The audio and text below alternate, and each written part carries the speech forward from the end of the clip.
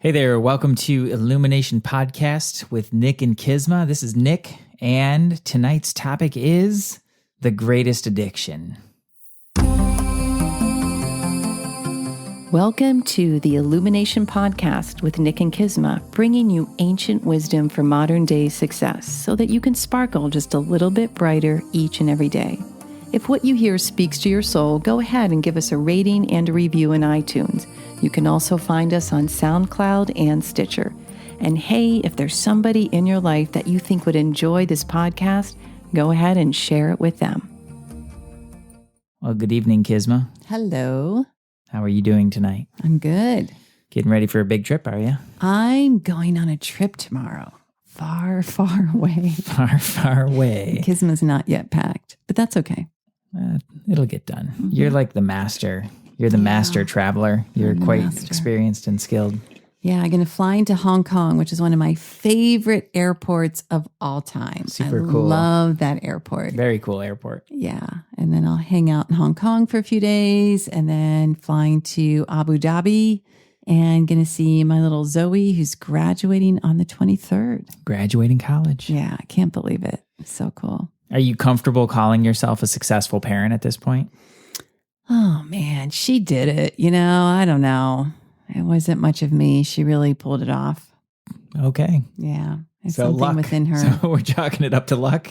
No, I mean, I think, I had some good knowledge to go with, and I certainly demonstrated as best I could, but I didn't study for her. I didn't apply to college. I didn't get a full scholarship. I didn't get a Fulbright to go to Morocco next year. Like, that was her. Yeah. I mean, certainly she's very driven, Yeah. I think before we get to our topic, the one thing I know I did correctly is when she decided, I remember the day she's like, I know where I wanted to go to college. I'm like, where? And she's like, New York University, Abu Dhabi. And I'm like, what? I mean, we lived overseas, but I was like, Abu Dhabi? And I really supported her in that because it was so in her, like that's where she wanted to go. So that was one thing I did right. It's like, okay, if you want to go there, then let's do this. And we went to New York. We went to an interview. It was an amazing presentation on the school, which was really competitive. And I could just feel her next to me. It's like, this is where I want to go to school. And so I asked her, I'm like, do you want to go here? And she's like, yeah, but I don't know how I can get in. I'm like, you go talk to that man who gave this amazing presentation and you get to know him and you figure out everything you need to do to stay connected to him and do your best. And she did it and she got in. That's always pretty awesome. She is awesome. Yeah. She goes and gets it. She does. That's something I really dig about her. Yeah. Well, I personally think that you had a little more to do with that maybe than you'll say, but I gave her good advice at that point because that recruiter really did like her. Like I was just like, go up and talk to him. And that's just a lesson. Like for those of you listening, when you see something you want, go after it. Like connect with people, ask questions, do everything you can if that's what you really want. Yeah, I think the most important part there that you just said is ask questions. Yeah, questions are great. Because I think a lot of times we assume that there's a certain way there or a certain path or a certain sequence of events or whatever. Right. And that may or may not be accurate, at all. And at the end of the day, nobody's doing anything alone. Like you need people, like you need humans to help you along the way.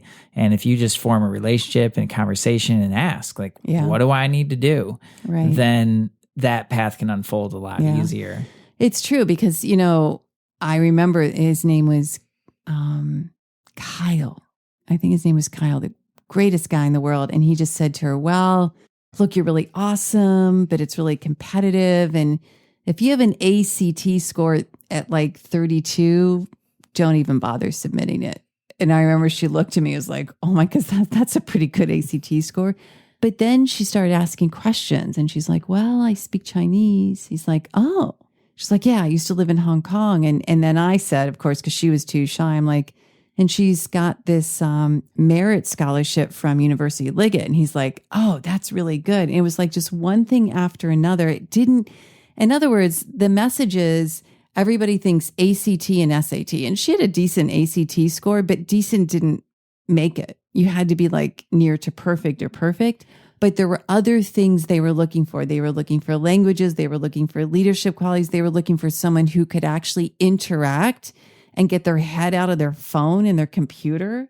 And so that was what she was doing. And he was so taken with that he really went to bat for her. It's pretty amazing how you can leave an impression just by like being a human being with somebody else. That is so true. Like it's So really easy true. to get your head stuck in your I'm telling you devices. guys, look around. The next time you go to dinner, the next time you're standing waiting for the crosswalk, the next time you're at the mall, look around. 90% of people are on their phones. Their heads are down.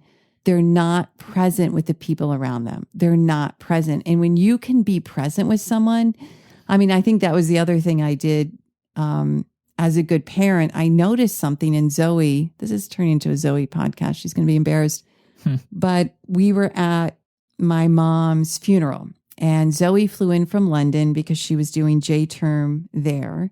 And she made it just in time for like the memorials. No, it's visitation, like the day before. And so she made visitation and she made the funeral. And I watched her with all these people that she never met or met maybe when she was 2. And she was so present with them. Like even if they're just coming up and saying all this stuff, like she looked them in the eye, she smiled and she spoke to them. And I was like, and I said to her after, I'm like, Zoe, you really have a gift. And she's like, what do you mean? I'm like, you're present with people. And that is something that we don't find that often anymore. So people, go out and be present with one another. Yeah, and it's really easy to discount something that just seems so it's like so natural to her. Like that's just how she is, you know. That's well, and it's also her makeup. something that wouldn't it be great if everybody was present with everybody else, but they're not. That'd be pretty cool, yeah. Be a very different world, I think. It would be a different world. Different. So, yeah. Well, exciting. Happy trails. Yay. Party time while you're gone. Hong Kong. Nick's going to party it up. Party it up. All right, listeners, I want you emailing nick@sourcemovement.com. Make sure he's behaving over here at the Source Movement Chateau. Source Movement headquarters. Yeah, Illumination Academy headquarters. Well, we're talking tonight about drama. Drama. And this is really, I believe, the greatest addiction that especially at least in the United States and in many Western cultures, but in the United States for sure, the greatest addiction. And sure, there's some other competition, like no question. Yeah, sadly. There's definitely like food. I don't Heroin. even, drugs doesn't even come close though to the drama but we're addiction. not doing well in the drug scene, especially with our young people. It is not good. It's not good.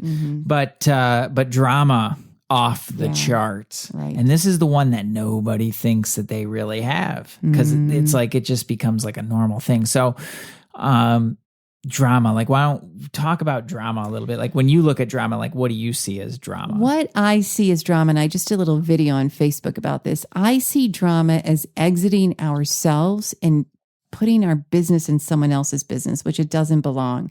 It's like trying to escape what we actually are going through, working on, experiencing, whatever it is, and sticking our nose where it doesn't belong, and then creating this entanglement. And then the drama, you know, when we look externally, like I said this on my video, if you go to the supermarket, and I did this yesterday, I have to admit, I'm looking at like Star magazine, because we usually don't go to we're usually at Jimbo's or Whole Foods, but I ran into Vons and they have all those magazines, and they're actually the headlines are very compelling. Yeah. You know, something about Brad and Angelina, and there's a picture of Angelina Jolie, like just makes me so sad because she's so beautiful and just like leave her alone. But there's Brad supposedly cheating on her. And I was like, what? Because he's so awesome. And I almost bought it. And I'm like, no, don't do that. But here's the thing, like part of it is we look at some of these people as role models. You know, like Brad Pitt to me is like a really smart human. And I think he's really got it together. But then sometimes when you see these celebrity magazines or the gossip, or you turn on whatever the TV show is, and somebody's ruining their life with drugs or cheating on someone and they're a celebrity, I think the go-to is, wow, well, if they can do that, my life must not be so bad. So it's really just like a comparison thing. It's a comparison. I mean, if Brad Pitt can go and cheat on his, which I'm not saying is true because I don't know, but if he did that, then, my marriage, which, people might be thinking the marriage I have, even though I don't talk to my husband and we sit on the sofa and watch TV all the time, it's not that bad because he's not out cheating on me, which, could or could not be true. Yeah. It is a comparison thing. Yeah, for sure. And I'm pretty sure Brad, don't do that. Come on, Brad. I'm a fan. I don't even have an opinion. Yeah. I hope he's not. Angelina, I just think it's you. not cool. Cheating's not cool. Mm-hmm. I look at it more as just putting unnecessary emotion just where it doesn't belong. Yeah. Like I guess that's a little redundant. I guess to say it more cleanly would be to like is you're putting emotion on things and meaning on things that there's just really no place for it. But the question is, why do humans do this? Because it's rampant. Well, we love drama. This is for a long time, like a good story. Shakespeare. Yeah, I mean, you go back and story is the thing that has really stood the test of time. Right. And what makes a great story? Like drama, and this is how people were taught. They were taught through stories and parables. And there's always a lesson to it. And so I like a good story. But I like a good movie. It's the story that really helps to drive it home and the impact, like a great story, right? So I think in a certain sense, it's like we get kind of addicted to that and we just kind of expect that in things. I don't know. I think I love a good story. I love a good play. I love a good movie. It's like, but I'm talking about why is it that people, me, you, our listeners, and I would love to hear from you. Why is it that we give into drama? What are we escaping? What are we wanting to escape in our life? And by getting in other people's drama or stirring it up, like if you're stirring drama up around you, what are you getting from that? Because there's something I guarantee that you're getting. Energy. But what kind of energy? Well, just energy to live off of, It's like it stirs things up. You get an adrenaline rush from it. You get that rush of drama and emotion and that fuels you on through. So, if your life is boring or uninteresting, you're not inspired by what you're doing, of course you're going to look for that somewhere else. If you're not inspired by your work and your life, of course you're going to be looking to other things to bring that in and to be like, oh, look at that and look at that. And then it'll become a superiority or an inferiority complex. It'll be like, oh, look at them. Like they're doing so amazing and I can't do that, drama. Or look at me, or look at them. They're such a mess, and I'm not. And look at me, drama. Okay. Right. Does that, I think that's a big part of it. It's an escapism and I think it's a pattern. I think we see it on TV and I think it gives us an adrenaline rush. So create some drama, figure it out, and then we resolve it and we feel better. Get into drama, a big rush, figure it out, and then we feel better. So, like the accomplishment thing? Like I solved it, like I overcame. I think deep down inside, there's a sense of the breakthrough, right? I was talking about this on my video too. It's like, remember we were talking about smoking and how if someone's really addicted to smoking, their agitation, like the reason they want the cigarette is because they have such an agitation of wanting the cigarette. So it's not that they love the smoke. They love the absence of the agitation. Yeah. Because absence of agitation is happiness and bliss.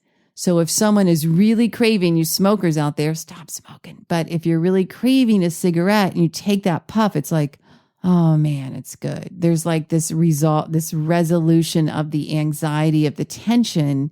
And that in itself becomes addicting.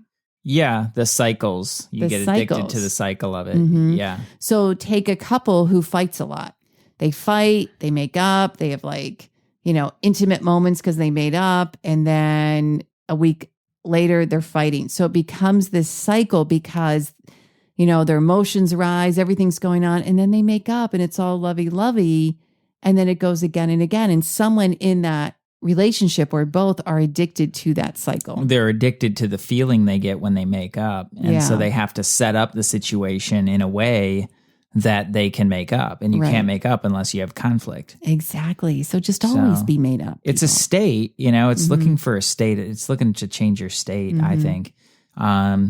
And then it's because but for a lot of people, like one state isn't enough, so you got to like constantly change it, so you're always looking to change it. And so you get addicted to whatever that thing is that changes it. And drama is one of the big ones. Like drama is huge for that because then you go through these cycles and you get caught in the emotion and, what's more dramatic? Like look at how crazed people get over a sports game. Sports game. Am I even supposed to say it like that? A sports game? I'm not much of a sports dude. Sports are fun though. Sports are fun. Like nothing wrong with sports. I enjoy a good game. Yeah. But at the end of the day, like look at how like the Uber fans, like there's so like people get so jazzed up over this. But what a dramatic setting. Right. Right? It's like your team against my team. We're gonna battle it out. And truthfully, nobody knows the outcome. Yeah. Like it's a game, you're watching it, and that's obviously been going on for thousands of years, Well, and I think that's fine. Like there's it's entertainment, but at the end of the day, what we're wanting to avoid is where in your life are you bringing in drama that is actually really toxic, right? So it's that maybe it's a friend, maybe it's at the office, maybe it's something else, maybe it's always wanting to know someone else's business or just needing the drama.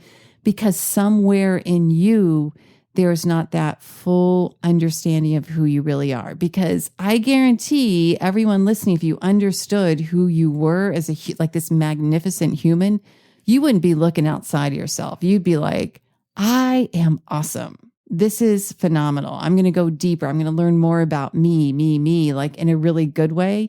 But there's that absence of knowledge of that or understanding. So the tendency is to go outside. Well, I think that can be taken too far too, where people just get so wrapped up in themselves and like their growth and they've got to like do the next breakthrough and stuff like that. And that becomes just another internal drama that they create. Well, it can be. I mean, if you look at certain processes and events and the whole, walking on fire and coals and breaking a board, it's fun at that moment. Like, yes, it's going to give someone confidence that they can kick their foot through a board. I agree. And it's probably really fun. I've never done it, but it's like, It is fun. I did it. You did it? In karate. Really cool. I took karate. Yeah. Okay. Yeah. So must be fun. Taekwondo. But when that becomes the be all and the end all, it's like, I did this, I got my breakthrough. And then you go home from this whatever breakthrough event, and 7 days later, you're back in your world and you don't know what to do with yourself. It wasn't a permanent shift. What goes up must come down. Yeah. So what I'm talking about is when people go inward, it's actually a truthful journey. It's not about the mental indulgence of I'm just going to figure this out and sit here and meditate for hours. No, you have to be in the world and take the actions in the world. But there's an honest examination and really an honest appreciation, because people did know who they were and what they had with them, they'd be blown away. I'm pretty sure most people don't know how amazing they are. Yeah, that's really, that's pretty common across the board. One of the most common ways too that people create drama or is really, I don't even know the common ways that they do it, but the common times that they do it is just before they actually have their own big breakthrough. Totally. So it's like your little personality starts to get a little shook up and nervous because things are shifting in a major way. Yeah. And so people then create drama to sabotage it. Exactly. And they'll be like, I'm not doing that. I'm not doing that. And then as soon as we solve it, they're like, oh, I was totally doing that. Exactly. It's a really normal occurrence that as you are progressing, evolving, whatever it is, and maybe some of you have experienced that, you're ready to go on a retreat or you're doing an event or you're going to work with a mentor or something, and all of a sudden you get really nervous and want to back out or start to find these excuses. That really is the 3D personality and the ego trying to tease you out of it because it makes your ego uncomfortable that you're actually going to evolve. Yep. Yeah, you just you got to keep going. Those are the times when you got to keep going, and those are the times when people stop the most. And I can only say it for myself. Like I've stopped at those moments too, and that's the worst time because then it's like a full stop, and it's not like the progress that you made was lost, but you do have to crank the machine back up and sort it out and get things going again. And it just like takes so much effort. effort. A little backpedal. It doesn't feel good. And it'll show up. Like, it's not like, just so everybody knows, I think people get this who listen to the podcast, but just in case, it's like, this isn't just like my personal growth and development. This is like how it relates to our lives. So if you're trying to create something or do something in your life, maybe it's your business. If you have a business and you're really working it to try and get it working the way that you want to get to the next level, like whatever that is for you. When you're in that, what will happen very commonly is you'll create drama around it. Like, some other drama in your life will flare up. It'll be some relationship that's always, been a consistent problem, will just flare up at the worst possible time, or you'll have some health thing or like whatever. All these little things will come up. You'll create drama around it, and then you stop. And that becomes the reason to stop. Yeah. And then the project is sidelined because all these other things are so much more important, and the momentum stops, and then your personality, your little 3D personality gets to stay where it's at. Yeah. Which is comfortable. So that's how that kind of happens. And it shows up in all kinds of ways. I've just seen it so many times. So many times. I've done it so many times. Also, there's this other little rig that our mind and our body does, or our mind, it's like you're about to do something and really take a specific high priority, excellent action. And all of a sudden, there's an uncomfortability about it, because change can be uncomfortable. Leveling up can be uncomfortable. So oftentimes people be like, well, the universe is telling me I need to wait, or I'm just feeling in my body, my body's telling me no. Where in reality, like, I know that's true for some people, but the universe is never going to tell you to wait. The universe is fast. It wants you to go. When you get the idea, it wants you to go, go, go. And the other thing is, oftentimes your body is like tricking you. It's like, well, here's this train of truth. Here's this reason to not do what you were going to do. Like, the mind will drive you out of it. Oh, it's a big old it's train a big of truth train of right truth. there. Your mind will pull you out of it because it means you're going to be uncomfortable. Do not stay comfortable, everyone. I mean, every now and then you can be comfortable, but be willing to be uncomfortable. And when you're comfortable being uncomfortable, nothing can stop you. That's true. Well, you become just detached from the way that it feels. And I think you can do a lot more and just overall be way more peaceful and happy and productive when you're just not attached to the way that it feels. And I'm not saying like ignore your body and push through it and anything like that. I'm not saying that at all. But what I am saying is that when those moments come, it's very possible at a pinnacle moment that your body will have some very bizarre reactions to that. Yeah. Like, you think about it when you go to get on stage for a big performance, like if that really gets to you, you can get sick to your stomach. You can. I've that's seen many performers get sick. Yeah, that's really common. Yeah. Does that mean that they weren't meant to do that? No. Does that mean that they're not supposed to do that? No. That's a really great example. It means they're nervous, and something's really coming up for them. And then they walk on and play the best performance ever. Yeah, because in that situation, you got no choice. Yeah. You like, playing that concert. Yeah, I'm going to go throw up. I'm going to walk on stage and I'm just going to nail it. And they do. It was like, talk about a breakthrough right then and there to level up. Like, okay, there's the drama is there in terms of what's happening in their mind, of being nervous, of getting sick or whatever, but they break through it and then they serve to the highest, which for a performer is like, I'm going to deliver my best performance. Yeah, no matter what, and regardless of, what I need to do. I used to listen to, or I would be the proctor on stage for all the auditions. I've listened to like thousands and thousands of orchestral auditions at a really high level. And I remember one of the winners in the final round, it was a violin audition. She got this horrible cramp in her foot. Oh. And so she was standing weird and kind of like, like in between the excerpts or on the rests or something, like she was like trying to like massage her foot. I go up to her. I'm like, are you okay? And she's like, I have a horrible cramp in my foot. I'm like, hey, it's cool. Like she made it to the finals. You know, this is a serious player. And, you know, if you need to take a break just to get the cramp out of your foot, cool, man. I'll pause the audition. Like, no big deal. She's like, no, I'm just going to go. I'm going to play. And she won that audition. That's awesome. You know? So it's like that kind of attitude, you know, and there it is. Like there's drama in the body, but she refused to succumb to it. And I'll never forget that moment. I was like, wow. And then on the other side of that, you know, sitting right there, phenomenal player, has already a title job in an orchestra. I won't say what instrument or anything like that.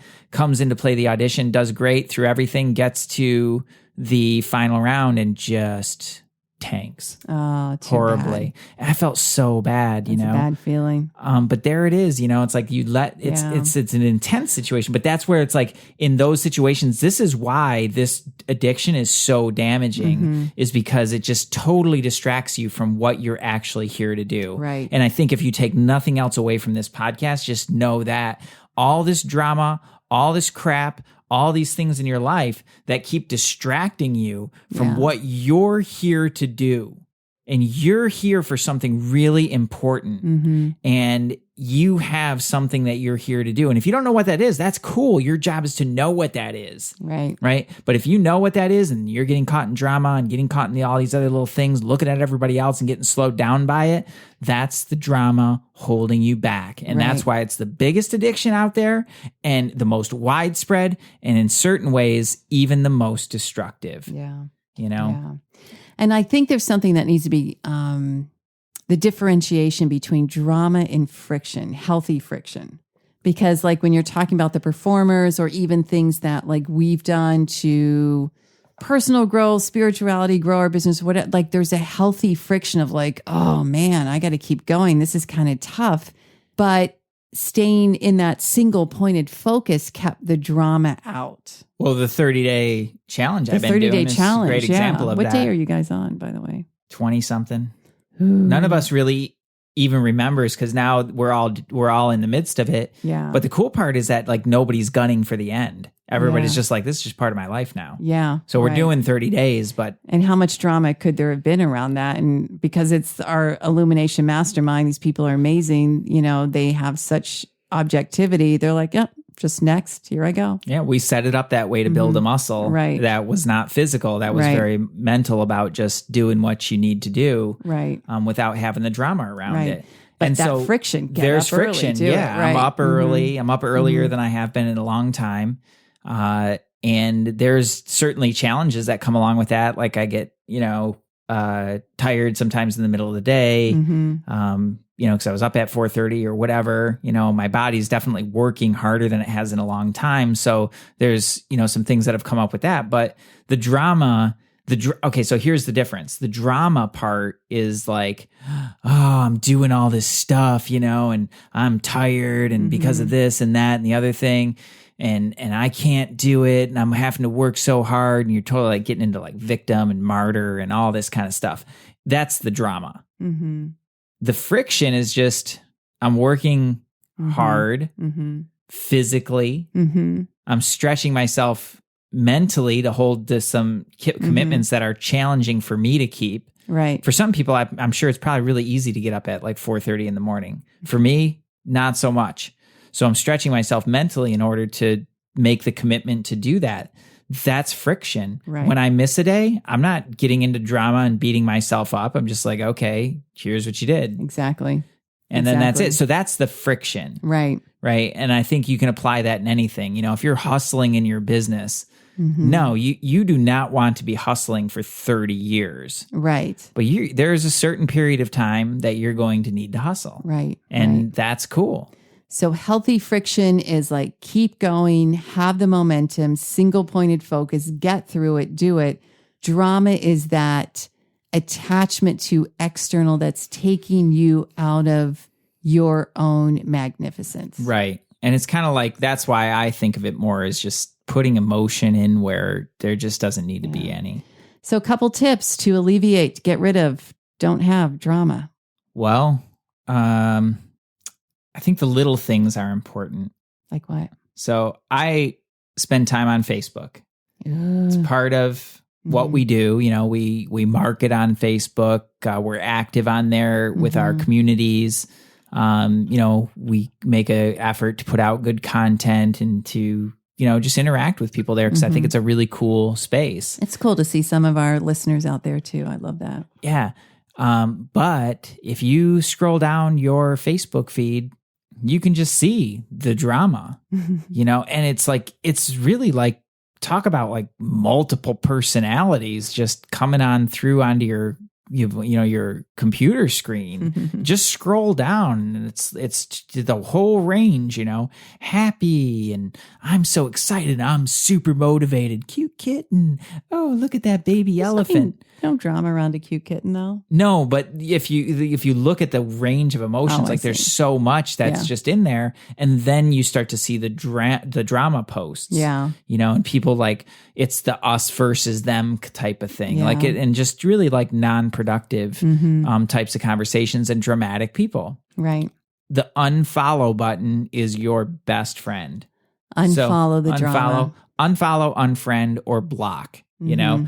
And I've had to block just a few people. Yeah, I've blocked some people. I have no problem with that. Because they come and say mean things to me. I didn't used to. I can't imagine I don't want mean things on my wall. I mean, disagree all you want, but don't get mean. Yeah, they get mean about it. I just don't have time for that. Yeah, tweet nicely. Just start unfollowing those people. If something pops up in your feed that you really don't want to see, unfollow. Yeah, because what we need to understand is we absorb that, and there's something that happens internally to us. When you read that and you feel it, it's like it's a notch down from where you want to go. You're like, oh, and it will stir some things up. You don't need it. Yeah. It just doesn't help. So unfollow, unfriend if you have to, and block. But so many people, they'll just get into the comments and they'll see something and it's like your mind can't resist it. So you're going to make a comment and then it's going to be going back and forth. Right. And then before you know it, you're trying to get something done. And then the little notifications popping up. Not that I've ever done this. The little notifications popping up and then you're like, oh, I saw them. Now I got to reply to them, you know, and you're checking every 5 seconds, you know, and then it's distracting you. Right. And that's like you're multitasking and that's destroying your energy for one. Right. It's destroying your mental focus and it's taking you away from what you're supposed to be doing. Right. So, all right. So that's Facebook. What about in real world, real time? Say there's some drama at the office. Say there's some drama in the family. I know a lot of people like their families are interesting and different, you know, extended family. I mean, Thanksgiving's always a hoot, but what do we do? Well, just don't hang out with those people. Here's what I think. Well, what if you their family functions? What if you're at work?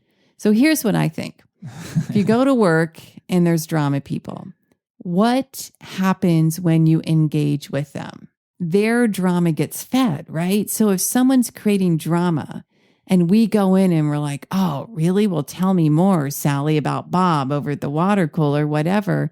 We're feeding that energy. So the best thing to do is like kind of just stare at them and don't comment. And at some point you might have to say, yeah, I'm really not interested. But doing so very calmly and coolly and collective so that they don't have more agitation around them. Yeah, it's real tricky dealing with dramatic people because anything you say can like set it off and then there's going to be an instant hook to entangle you in it. Right. So in my mind, you have to just take the high road. Like you always have to take the high road with it. And there's a couple ways that you can do that. You know, one is simply just being a good listener. You don't have to be emotionally involved in that, you know, in order to just like if somebody loves talking about celebrity gossip, cool, you know, chat it up, all good. As long as you're not getting entangled with that. Personally, that's not the highest road for me because it kind of lets that person stay in that. Yeah. So I always I play a little game where I try to direct the conversation or elevate the conversation just a little bit, just a little bit, you know, towards something higher. And I think that's the real gift when you're not bothered internally, when you're not being entangled or enmeshed in the drama, you actually can gear the conversation to the higher. You really can. But you just need objectivity to do that. Yeah, you can elevate it, you know, and what are you elevating it towards? Like what makes my higher better than anybody else's? Well, I mean, again, like that's up for debate, you know, but if you just look at the basic laws of our world, you understand that connectedness is a fundamental piece, right? Caring, sharing, helping other people, and just basically living to your fullest potential, right? Regardless of circumstance, right? So that to me, like, that's what I consider higher, is moving more in alignment with that, and I think anytime we're creating more separation or getting into things that are distracting from that, I think it's taking away from that. So, and what's cool about this is that when you do that, when you move to elevate a conversation, then people that aren't down for that conversation are just not going to talk to you they're anymore. going to kind of walk away. Yeah, and that's totally cool. Falling out of your hologram. Yeah, like people are going to not be around you at a certain point, and that's totally cool. And the question always comes up whenever we talk about this is, well, but I work with this person and I have no choice. And, I There's beg to differ. There's always a choice. Yeah. There's always a choice to smile and just look at that person. Yeah. And then walk away and go, oh, I got stuff to do. There's always a choice. There's always a way to manage it towards the higher. There's just always a way to do it. And there's always a way to not get entangled with it. And I can guarantee you that if you're judging that person, you're part of the problem. There's always a dynamic there. And I think that's what it comes back to, is like when we point the finger, judge, go there, we're going to create more drama. When we look back into ourselves and see what it is that we're reacting to and inquire, we're going to eliminate the drama, and we're just going to figure out ourselves in a higher way. Yeah, exactly. And there's, you just play with it, like just have fun. Especially if you're stuck, like I think people feel trapped. I think that's when they're in a situation like that, usually they're feeling trapped in much bigger ways in their lives, but it happens to be coming out about this one person. And if that one person were gone, everything would be better, which is likely not accurate. But that being said, if you just approach it with kind of a curious and playful mind, you can really change some of those drama patterns in powerful ways that you might not have thought of otherwise. And that's just trying it. Some people really respond to a direct approach. Like, I don't want to have that conversation. We need to talk about something else. Some people respond to that just fine. Cool. Some people get really offended and it'll create more drama. Some people need a more indirect approach where you just kind of slide into something higher by asking maybe a question or something like that. I got one of those on my Facebook page. It just made like a just horrible argument about like veganism and meat eaters and all this stuff. And it was just like such an us versus them kind of thing. And I don't have an opinion about what anybody eats. Really, it's your business. But it's like, why create the drama and separation? Somebody's trying to make somebody else wrong. And the way that you elevate it is just not by saying you're an idiot, which was, look, I want to own it. Like, that was my first thought. Like, that is ignorant. That is the worst argument I've ever seen for what you're trying to argue. It's to say like, gee, I wonder what it would be like if instead of trying to make the other side wrong, we could just really focus on walking lighter, being kinder, and helping other people. Yeah. That would be awesome. I wonder what that would be like. So that's an indirect approach to just kind of chew towards something a little bit different. Does that make sense? Totally. Yeah. I love it. So that's eliminate some people on Facebook. Custom people on Facebook for sure. Everybody can do that. Take stuff to the higher. Yeah, and just be really mindful about your threshold. Yeah. So true. As you do your work to be less dramatic or less entangled or less emotional about things, you will have a certain threshold. Right. Something somewhere is going to spin you. And I don't care how much work you've done, sooner or later you hit that threshold. Right. There's something that will hit that threshold. And so, especially as you're getting started with it and really trying to get some negativity out of your life, then you just have to be super attuned to what that threshold is for you, and just don't cross it. Right. Because it's just going to spin you out, and you're just going to wind up back. So that's where you have to be really mindful about who you hang out with. Right. What you watch on TV. Yeah. Drama, like we said earlier, it's like it has such a history, and it is important because that's how we remember things. Like you watch Breaking Bad, and for all the horrible, horrible things that happened to that, I think like one of the things that I took away from that I will never forget is like, man, when somebody's desperate, it can really change something in them and bring out other parts of them that they would have never seen otherwise. And it's like, that's a real reminder of like, man, like, don't be desperate. A lot of us don't be desperate, for one. And two is like, there's things in us that we don't even know about, or that nobody would know about until they get activated. And like those sorts of things, like, those are like Sons of Anarchy, like drama. Well, and the dramatization of it all. Super dramatization of it. But also it's like they're constantly into more and more drama, fighting the battle. And it's just like, so when you watch it on TV, it's fun because you can look at it and you can be like, okay, you can kind of see it and you let it be a lesson to you. Mm-hmm. This is what drama does.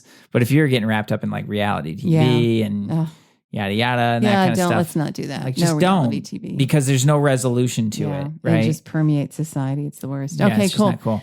So watch what's going through your computer, take conversations to the higher, and look at yourself. Because the day when something doesn't trigger you is the day that man, you've resolved some stuff within you, and that's a good feeling. Yeah. That is like entering objectivity and people. That's what we want. It's just, and it's the little wins you really got to celebrate and notice. It's like when you're driving down the freeway and that person cuts you off and it doesn't bother you. You're like, oh, poor guy. Look at him cutting me off. Right. That's a major win. It's a major win. That's a big win, or when something, crazy goes down with your computer, and things go haywire, and it's just like, okay, I'm just going to deal with that. Great, because think about back when that would have really spun you out, right, so those little wins are really important. Yeah. So we talked about social media. We talked about the people in your life. We talked about the input that you're taking, the TV, the music that you listen to, all these kinds of things like can create drama within you. And there's really like three major tools. You can go to sourcemovement.com/success. And we have a video series, just a free video series out there in our membership site that you can have access to. And it covers these three major tools. First is cord cutting. So if you unfollow somebody on Facebook, that's awesome, but it does you absolutely no good if you spend, the next hour or the next day thinking about that. So unfollow, cut the cords, makes sense. But that little added piece really makes a world of difference. Secondly is grounding. So when dramatic things starts to happen, you get out of your body for various reasons, and you lose vital life force energy, and you also just are not as present as you need to be to actually solve the challenge, solve the problem. And it's so much easier for your mind to get caught into the drama. So getting back in your body so that you can not get entangled with that, have your full capacity available to you so that you don't get entangled with all that. You become the really grounded, objective person when everybody else is caught up in drama. You become the most powerful person. So, and the person who's able to solve the problem. So getting grounded is super important. We teach you exactly how to do that. And then breathing. You have to breathe. I mean, how many times are people in front of their computer? They're not breathing like fully. Of course, you're all breathing, you're alive. But you know what I mean? It's like we have a cool process of breathing purposefully that will really make you feel good. Super simple breath pattern, circulates the energy in your body, keeps everything flowing so that, because when things get stuck, then starts the drama, right? So you want to stay in flow. You want to stay in the momentum, right? When you're in that flow, like zero drama. You're just in the flow. And breathing mindfully and using a specific breath pattern really helps to do that. I love it. So they can grab it at where? sourcemovement.com/success. Yeah, it's like 3-4 video series. You did one on the intellect too. We talk about the human anatomy, the human equipments. Yeah, of that's a great video. the mind, the body, and the intellect, how those interact. And the intellect is really the be all in my mind. Like that's the one that just simply put will absolutely help you to be more peaceful, more successful, more focused, more productive, more happy, more connected, like everything. Like if you have an intellect, you can do anything. Right. And if you have an intellect, you can master the world. If you have a subtle intellect, you can even master yourself, which is even better. So that would be cool. It's so cool. So they're up there, really incredibly valuable teachings that we put together in a little program for everybody. So sourcemovement.com/success, just because these are the go-to tools that absolutely every single human being needs. And they've been around. They're not like some newfangled things. These have been around for time tested, long time. Yeah. Totally. So go check it out. sourcemovement.com/success. And I think that just about does it for drama. Send us your questions for our next podcast, and we super appreciate you. Namaste. Namaste.